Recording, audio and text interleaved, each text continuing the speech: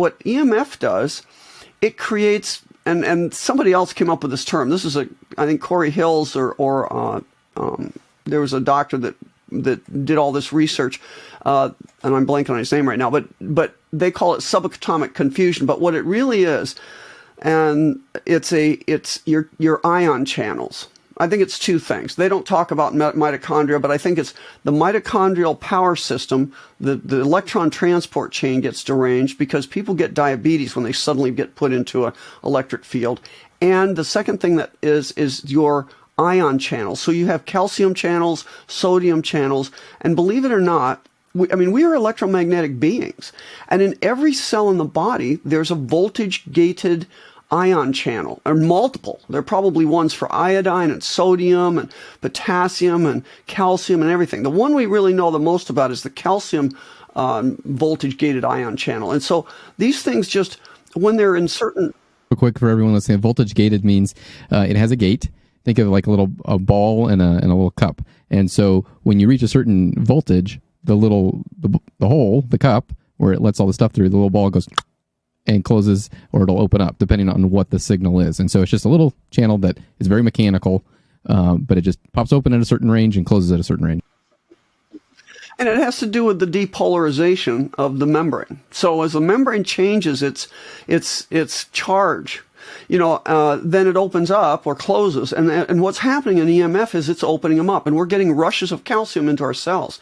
Now, you probably used these drugs more than I did as a surgeon, but calcium channel blockers. You guys use them for hypertension, for what else? Arrhythmia. There's all sorts of things, and it goes along with what you see with people with EMF sensitivity. In other words, if you've got more calcium than you need rushing into your cells, you get jittery, you get arrhythmias.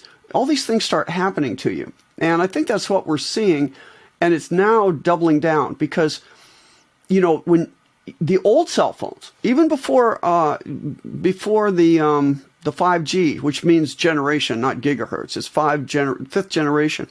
But the old cell phones actually would go up from 800 megahertz to 2.4 gigahertz.